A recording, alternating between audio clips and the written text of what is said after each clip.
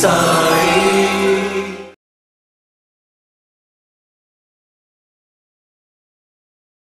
కాబట్టి ఆయన సామాన్యుడు కాదు. నిజంగా చెప్తున్న ప్రతిసారి నాకు బోర్మని ఆయన పాదాలు పట్టుకొని ఏడవాలనిపిస్తూ ఉంటుంది నాకు. బాబా ఏంటి బాబా నిన్ను ఇలా గుర్తిస్తున్నారే వీళ్ళందరూ.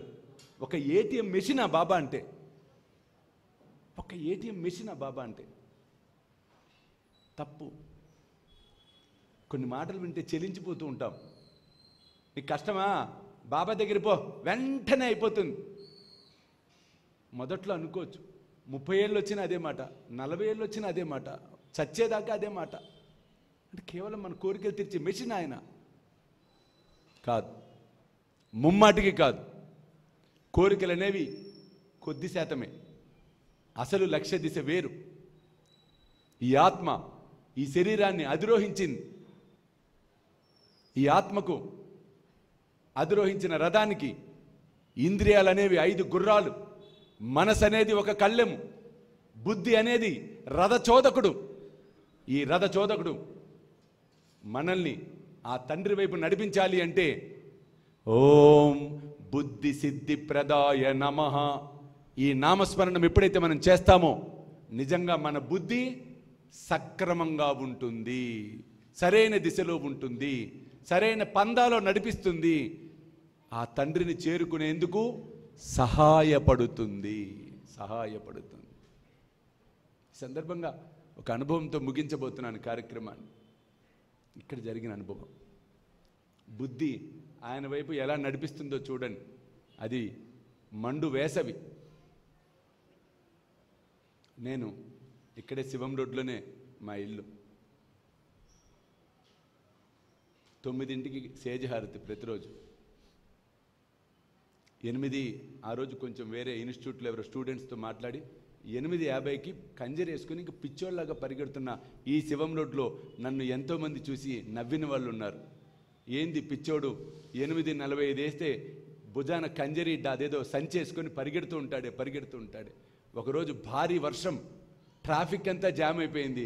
నేను ఆ వర్షంలో తడుచుకుంటూ అలాగే అమ్మో నా తండ్రి నిద్రపోడేమో నేను పోయి హారతి పాడపోతే అని పరిగెత్తుకొచ్చిన రోజులు ఎన్నో ఎన్నో ఎన్నో. మండు వేసవి, ఆ వేసవిలో వస్తూ ఉన్న దప్పికవుతోంది నాకు. ఇప్పుడు కాదని దయచేసి యూట్యూబ్లో చూసేవాళ్ళు కూడా ఇది పట్టించుకోకండి. ఫ్యాంటా అంటే ఇష్టం ఒకప్పుడు, ఇప్పుడు కాదు. ఇది లాస్ట్ టైం చెప్తే అనంతపూర్లో వరుసగా ఒక 100 మంది ఫ్యాంటా బాటిల్స్ తెచ్చుకొని నిలబడ్డారు. స్వామి మా తాగండి స్వామి మా. ఇది కాదు, ఒకప్పుడు ఫ్యాంటా అంటే బాగా ఇష్టం. ఆ రోజు ఎందుకో నాలుక పీకుతోంది. పక్కనే కూల్ డ్రింక్ షాప్ ఒకటి ఉంది. షాపుకు వెళ్తే ఇంకా 5 నిమిషాలే టైం ఉంది. నేను ఆ ఫ్యాంటాను తాగితే 9 అయిపోతుంది, హారతి మొదలవుతుంది. అమ్మో నాకు నా తండ్రే ముఖ్యం, నాకు ఇది వద్దు అని పరిగెత్తుకొచ్చి సేజహారతి మొత్తం పాడా. హారతి అంతా అయిపోయింది. నమస్కారం బయటికి వెళ్ళా, అక్కడ లేడు. బాబాకి ఇచ్చేశారు. రఘు ఉండేవాడు అక్కడ. ఎప్పుడు నన్ను పిలిచేవాడు కాదు, మామూలు మాట్లాడిపోయేవాళ్ళం. ఆ రోజు విచిత్రమైన పని చేశాడు రఘు. ఏ మురళి ఇట్రా అన్నాడు. నాకు అర్థం కాదు. ఏంటన్న రఘన్న? ఏంటి అన్న. ఊకో ఎక్కడ పోతున్నావు అన్నాడు. నాకు పిచ్చెక్కిపోతుంది, ఏంటి ఇలా మాట్లాడుతున్నాడు అని. లేదన్న హారతి అయిపోయిందిగా ఇంటికి పోతున్నా అన్న. ఇలా నిలబడున్నాడు రఘు.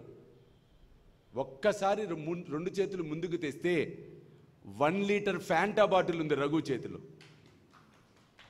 ఏమంటాడు రఘు? ఈ లీటరు నువ్వు తాగిపోవాలి ఇక్కడి నుంచి అంటాడు. నాకు మెంటల్ ఎక్కిపోయింది. ఏ ఫ్యాంటా అయితే వదిలేసి ఇక్కడికి వచ్చి బాబా హారతి పాడానో, హారతి అయిపోయిన మరుక్షణం ఆ తండ్రి ఎంత గొప్ప పని చేశాడో చూడండి. నా బిడ్డకు ఫ్యాంటా నేను ఇవ్వకపోతే ఎవరిస్తారు? వాడు నా కోసం అది వదిలేసే వచ్చాడే.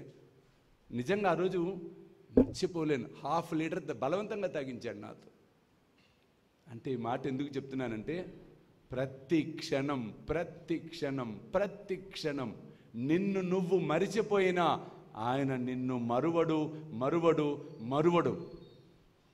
ఇది ఎప్పుడైతే మనం అర్థం చేసుకుంటామో, ఎప్పుడైతే గుర్తుపెట్టుకుంటామో, ఎప్పుడైతే అంత నమ్మకంతో ఉంటామో నిజంగా అద్భుతమైన ఫలితాలు పొందడం ముమ్మాటికి సత్యం.